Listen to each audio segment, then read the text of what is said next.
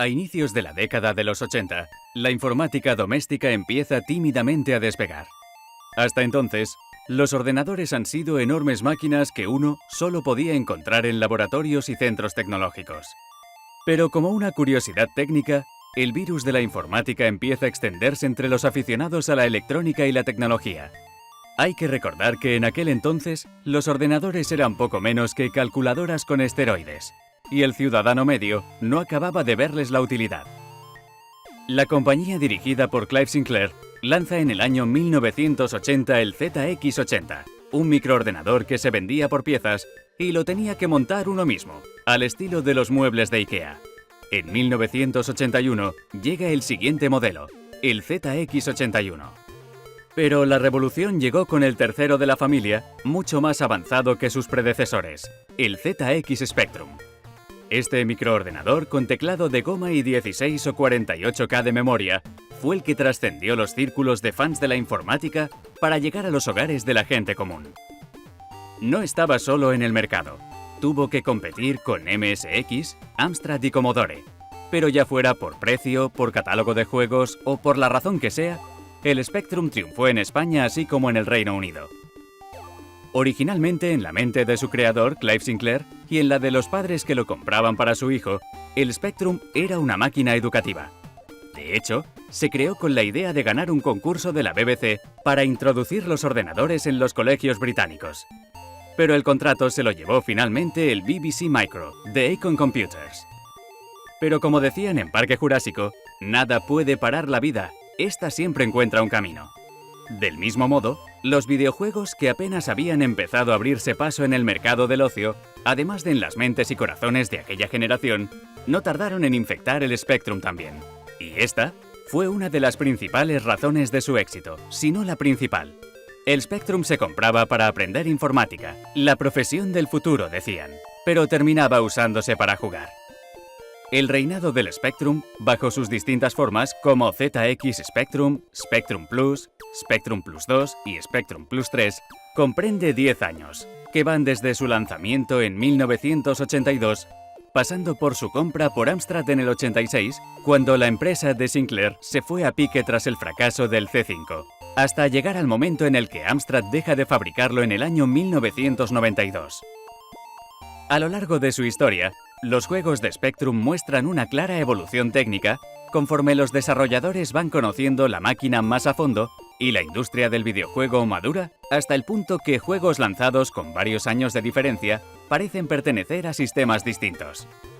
Los autores de aquellos juegos fueron verdaderos genios de la informática, capaces de embutir el código y los gráficos de sus creaciones en apenas 48K de memoria. Aprendieron a programar de forma autodidacta.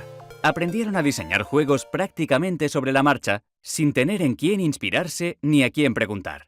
No había manuales de cómo hacer un juego, ni plataformas, lenguajes o programas que facilitasen el proceso, ni maestros de los que aprender, ni géneros establecidos.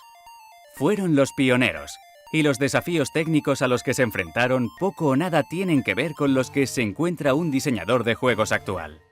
Y a pesar de lo limitado del hardware del Spectrum, algunos desarrolladores crearon cosas tan increíbles como juegos de vista isométrica o con efecto tridimensional mediante gráficos vectoriales. Juegos que marcaron una época y que, como ocurre siempre, sentaron las bases de lo que vino después. En un tiempo en el que los sencillos gráficos de 8 bits no se solían usar para marketing por no ser lo bastante llamativos, los juegos se vendían por la portada.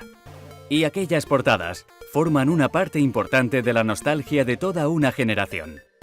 Algunas de las más recordadas vinieron de la mano de artistas como Bob Wakeling, y entre los juegos españoles cabe destacar a Alfonso Azpiri, Luis Royo o Juan Jiménez.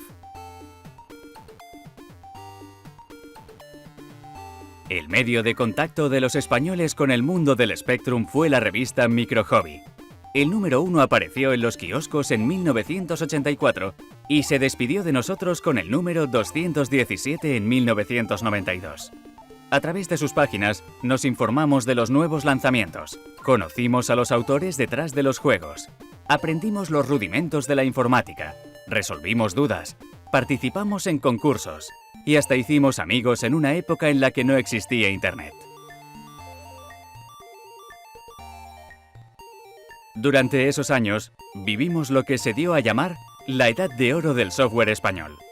En aquel tiempo no era raro que muchos de los juegos que llegaban a manos de los aficionados fuesen españoles, y en calidad no tenían nada que envidiar a productos foráneos.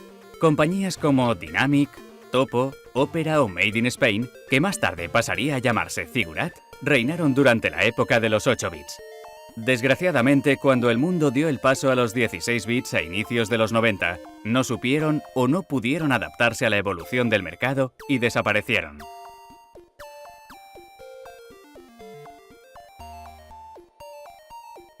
En este programa vamos a dar un repaso a un puñado de juegos que destacaron de algún modo, ya sea por su éxito, su calidad, por aportar algo interesante u original, o por motivos puramente personales.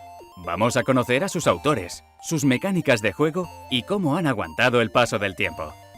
A los más mayores les traerá recuerdos de su juventud, y los jóvenes, si es que hay alguno que nos siga, tendrán que hacer un esfuerzo de imaginación para entender lo que supusieron estos juegos hace más de 30 años.